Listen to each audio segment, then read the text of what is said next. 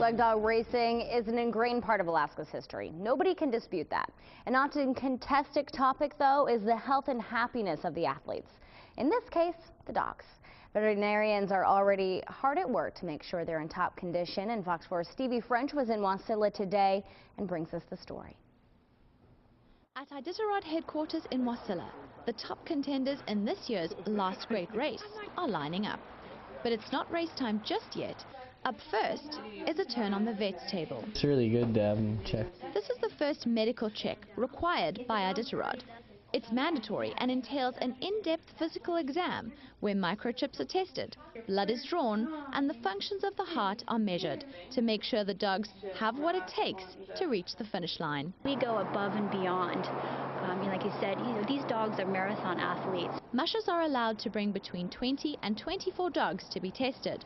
And with teams running between 12 and 16 dogs, mushers need to look out for those racing qualities. Well, the first thing we look for is their attitude and make sure that they're really happy doing it and want to be going.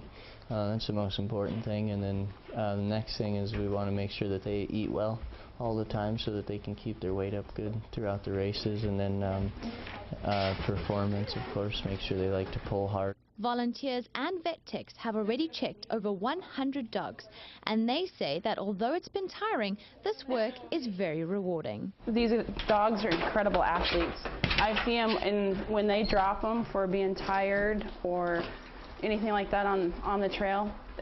Basically in about 12 hours, these dogs are ready to go out and hit again. I mean, they're so excited. We'll take and walk them around and just give them all sorts of love and attention. They're ready to pull. And with only a matter of weeks to go before the start of the Iditarod, the main concern of both event organizers and mushers is the toughest competition of this race. Even the musher on the trail, when you stop to camp your dogs along the way, you're doing physical examinations that may not be super duper in depth, but even when you pull a booty off, checking a foot to make sure it's okay, that there's no split, you're checking a wrist to make sure it's not sore. The final vet check will happen 3 days prior to mushers hitting the trail.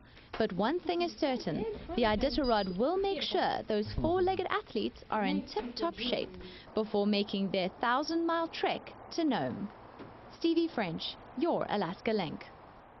The ceremonial start of Iditarod will be Saturday, March 2nd in downtown Anchorage. The official start